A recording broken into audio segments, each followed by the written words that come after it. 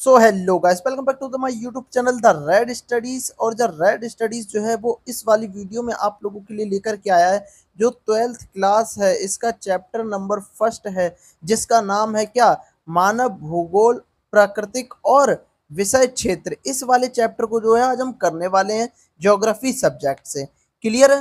तो भाई आपकी ना ज्योग्राफी में कितनी बुक्स हैं? आपकी ना ज्योग्राफी में 2 बुक हैं और उसमें से एक बुक जो है आपकी उस वाली बुक में जो है चैप्टर है वो है मानव भूगोल, प्रकृति और विषय क्षेत्र।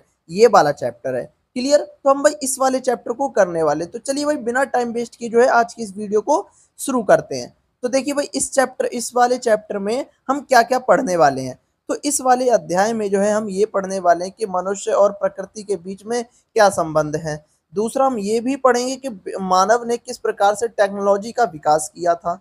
तीसरा हम ये भी पढ़ेंगे कि मानव भूगोल का जो क्षेत्र है वो क्या है। और जो है हम मानव भूगोल में क्या पढ़ने वाले हैं, हम ये भी इस चैप्टर में पढ़ेंगे। क्लियर है?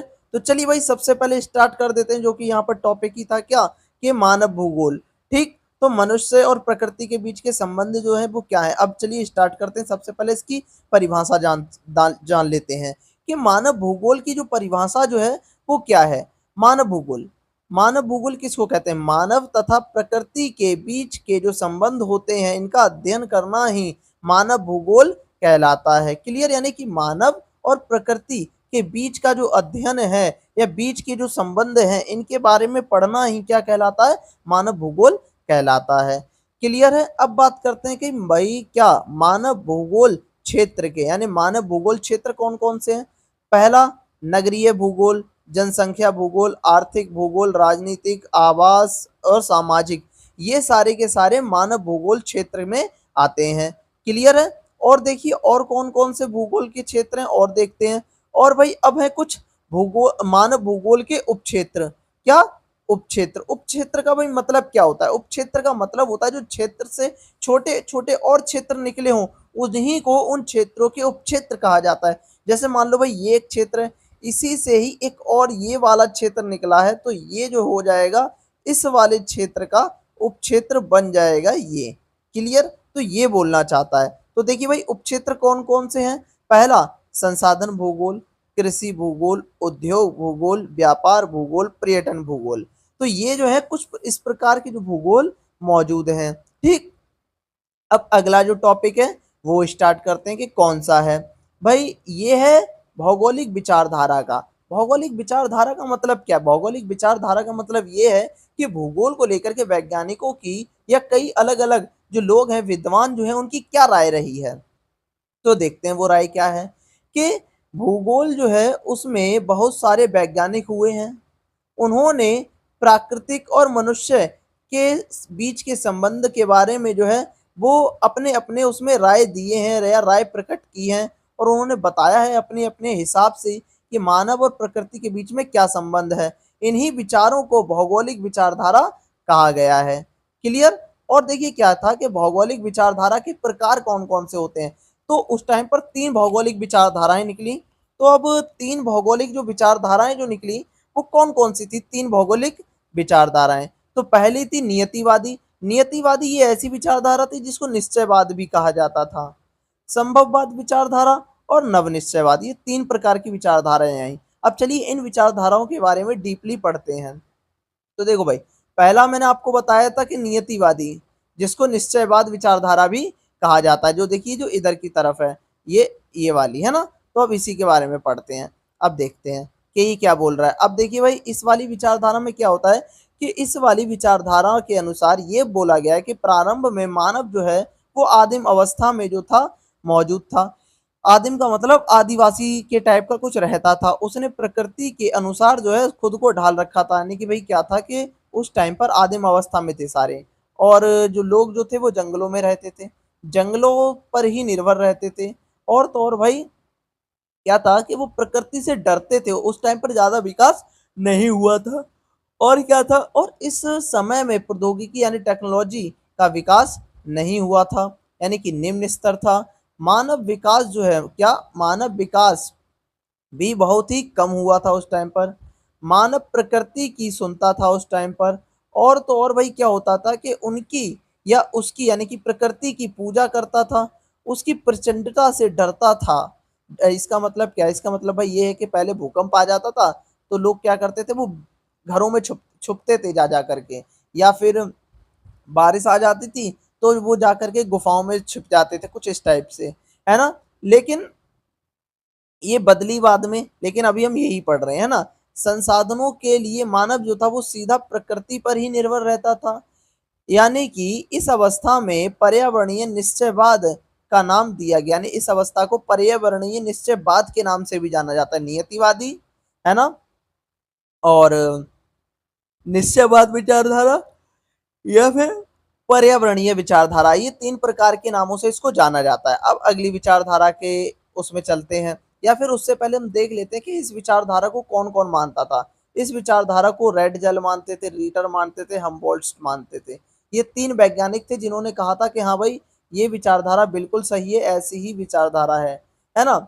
अब देखिए अगली और विचारधाराएं हैं, उसकी बात करते हैं कि संभववाद विचारधारा ये किस प्रकार की विचारधारा है, तो देखते हैं।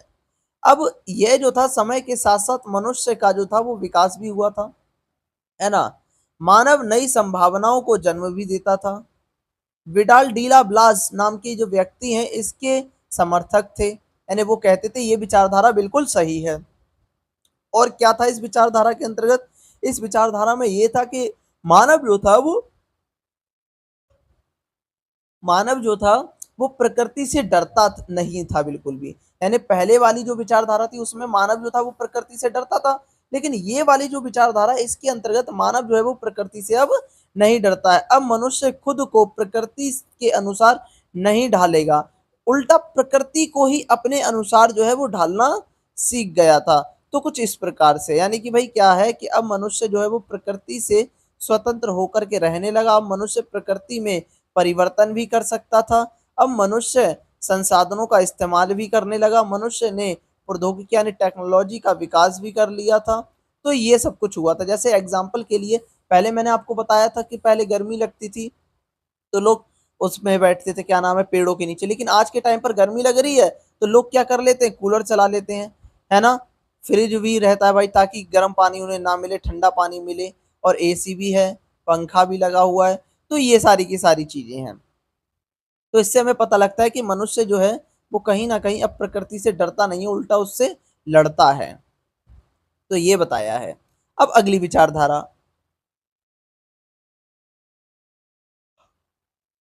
अब देखिए ये वाली जो विचारधारा है क्या कहती है, ये है भाई आखिरी वाली और सबसे लास्ट वाली भी है, यानी नव निश्चय विचारधारा। नव निश्चयवाद विचारधारा ये किस प्रकार की विचारधारा है?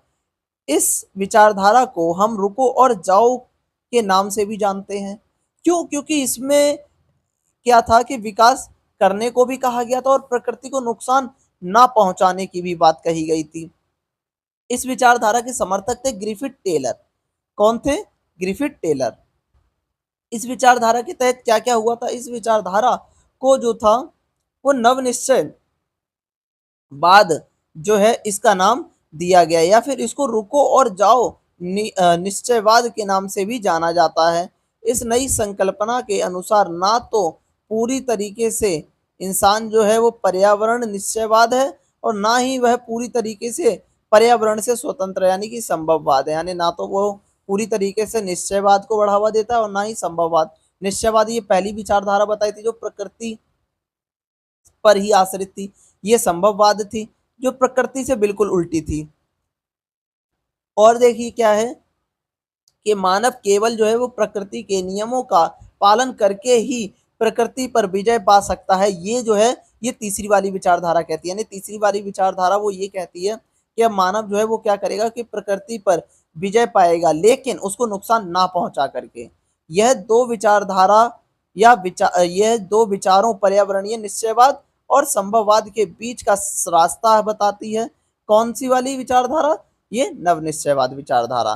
प्रकृति पर विजय पाने के लिए प्रकृति के ही नियमों का पालन करना होता है, उसका विनाश ना होने देना ही इस विचारधारा का उद्देश्य रहता है।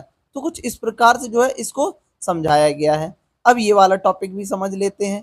प्रौद्योगिकी का मतलब होता है टेक्नोलॉजी का किस प्रकार से विकास हुआ। तो देखते हैं किस प्रकार से हुआ। तो देखो भाई क्या था कि मनुष्य ने प्रकृति के नियमों को समझने के बाद ही टेक्नोलॉजी का जो था वो विकास किया था। यानी मनुष्य ने क्या किया, पहले टेक्नोलॉजी को समझा और फिर उसका विकास की कर पाया। ठीक, इसके उदाहरण कई हैं, जैसे कि घर्षण बल को समझा, और जब घर्षण बल को समझा तब जाकर के मनुष्य ने क्या किया, कई सारी अलग अलग प्रकार की चीजें बना पाई। ऊष्मा को जब समझा, ऊष्मा कैसे निकलती, तो जो आपस में टकरा दें दो चीजों को, तब जाकर के बनती है। यानी कि घर्षण और ऊष्मा की जो संकल्पना जो है, इनको समझा और आग की खोज की और हमारी मदद की। और भाई आज हम जो है आग का प्रयोग भी कर पाते हैं, यानी कि घर्षण की वजह से आग उत्पन्न हुई थी और ऊष्मा, आग से हमें पता लगी कि आग के अंदर ऊष्मा होती है। तो इस प्रकार से हमने आग का आज अलग अलग तरीके से यूज करना स्टार्ट कर दिया, गैस चूल्हे के रूप में भी, है ना। तो ये डीएनए को समझा, डीएनए को जब समझा तब हमें पता लगा कि किस कारण से पिता की शक्ल जो है या पिता का जो खून जो है बच्चों में जाता है, और आदतें जो होती हैं बच्चों की ज्यादातर पिता के जैसी होती हैं। क्यों? क्योंकि हमने डीएनए को समझा, तब हमें इसका जवाब पता लगा। और देखिए क्या था कि वायु की गति के नियमों को समझा, वायु की गति जो है इसके नियमों को समझा। जब हमने इसके नियमों को समझा तो अधिक तेज गति के वाहन बनाने के लिए हम जो है गति के नियमों को पढ़ना पड़ता है, तभी हम जो है बहुत ज्यादा तेज गति वाले वाहन बना पाते हैं। भाई आज हम बहुत ज्यादा तेज गति वाले वाहन बना लेते हैं, इसका कारण यही है कि हमने गति के नियमों को समझा है। प्रकृति का मानवीकरण, इसका मतलब क्या है? इसका मतलब यह है कि समय के साथ साथ मानव जो है वो पर्यावरण के और प्रकृति को समझने लगा। यानी कि भाई उसने क्या किया, पर्यावरण को और प्रकृति को मानव जो था समझने लगा था, है ना। और क्या था, और भाई ये था कि प्राकृतिक बलों को समझने लगा, और मानव ने अपना जो है सामाजिक और सांस्कृतिक विकास भी किया। फिर भाई क्या हुआ था, फिर मानव ने बेहतर प्रौद्योगिकी यानी टेक्नोलॉजी का विकास भी किया था। तो कुछ इस प्रकार से जो थी वो चीजें चलती आ रही थी। और क्या था, और भाई प्रौद्योगिकी के विकास के बाद जो था अस्पताल, नगर, खेत, फलोद्यान, मैदान, चरगाह, पतन, अंतरिक्ष में उपग्रह आदि का जो विकास जो है हुआ, यानी कि इनके बारे में हमने डिटेल निकाल पाई। तो ये जो है ये टेक्नोलॉजी के विकास के कारण ही हो पाया है। क्लियर है? तो भाई मैंने इस चैप्टर से जुड़ी हुई एक एक चीज बताने की पूरी कोशिश की है। अगर फिर भी ऐसा कुछ रह गया हो जो कि आपको ना समझ में आए तो कृपया कर कमेंट जरूर करें, ताकि मैं क्या कर सकूं, जो नेक्स्ट पार्ट अगर मैं बनाऊंगा, अगर आप लोगों की कमेंट आई तो मैं उस पर नेक्स्ट पार्ट बनाऊंगा, और उसका जो होगा उस वाली वीडियो में मैं आप लोगों के डाउट्स जो होंगे वो क्लियर कर दूंगा, अगर आपका कोई भी डाउट हुआ तो। ठीक है, तो यहाँ पर जो है वैसे हमारा ये चैप्टर पूरा का पूरा कंप्लीट हो जाता है। अगर आप मेरे इस चैनल पर नए हो और मेरी वीडियो आपको अच्छी लगी हो तो मेरे चैनल को कर दीजिए सब्सक्राइब, देन वीडियो को लाइक करना तो बिल्कुल भी ना भूलें। ठीक है, और ऐसे ही अगर आपको और वीडियोस चाहिए तो बेल आइकन भी ऑन जरूर कर लें। मिलते हैं ऐसी ही आपसे एक अच्छी सी प्यारी सी वीडियो में, बने रहिए मेरे इस चैनल पर। जय श्री राम।